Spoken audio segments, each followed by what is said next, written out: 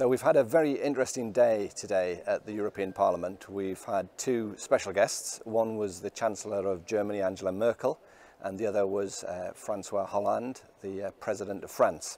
And they sat side by side in the chamber, and they both spoke and then listened to responses from the parliamentarians, and then they both summed up. And we got a very clear vision from the pair of them of the need for Europe to work together in this difficult time, particularly with the refugee crisis, which was much emphasised by the pair of them, and that it's only really by working together that we're going to solve these problems. And we saw a rather...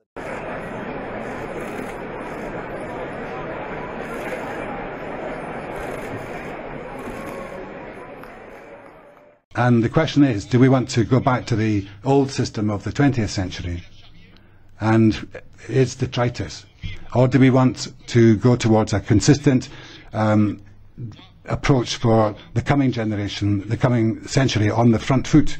And I say yes to that on behalf of my country and for Europe, and it's to all of us, as far as we can, to look for the compromises at the highest possible level. That's the spirit of the cooperation which we have entered into between Angela Merkel and myself, France and Germany, to be partners that can rise to the challenges at the start of this new millennium. Thank you very much.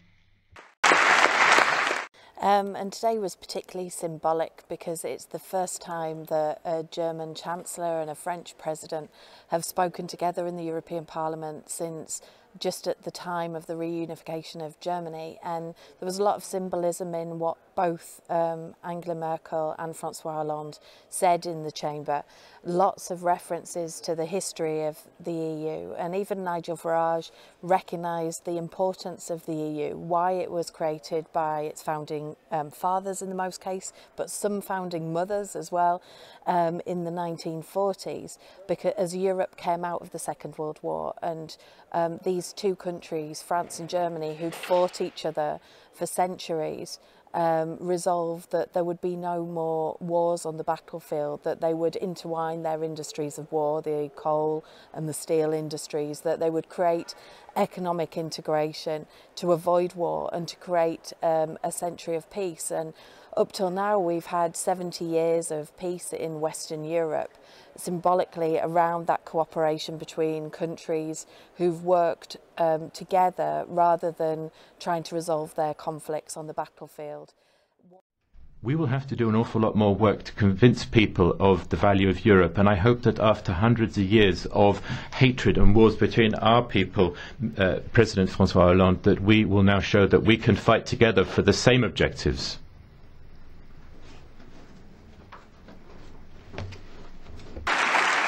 Und ich lade Sie alle. I would like to invite all of you here to join with us in doing that work of convincing people of the value of it. Every single member of this House will play an important role back home, back in your constituencies.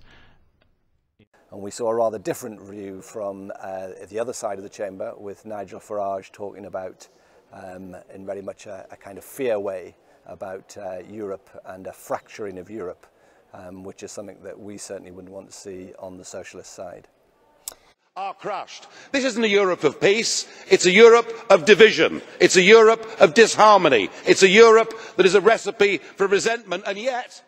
What was striking for me today was the antics of some of the politicians in the chamber, the rise of nationalism across Europe, and the rise of those voices who are calling for fragmentation, who are calling for more nationalist sentiment and a xenophobic agenda at European level. It's those voices which will push us back away from this common negotiating table that we have, back towards the trenches, and that was the very eerie spectre which stood behind Francois Hollande and Angela Merkel for me today as they spoke in the European Parliament. Now some people would resume by saying, I'm anti-Merkel, and I will accept that honor. I don't recognize you, madam.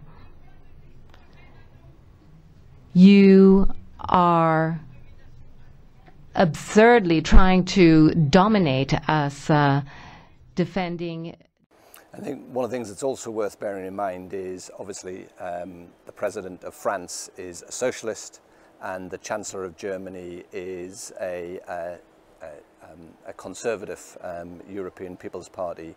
And I think despite the fact that there's a political difference there, they had more in common in their approach to Europe and solving European problems than they had in the way of differences. And I thought that in Europe, but there's only one road, and I heard what Mr. Farage said. The only road for those who are not convinced of Europe is to leave Europe.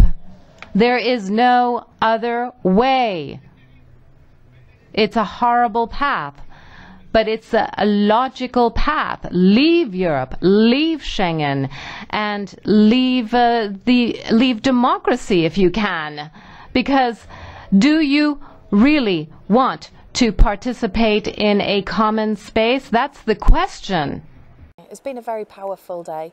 And I think it's something as a new MEP that I'll remember for many years to come.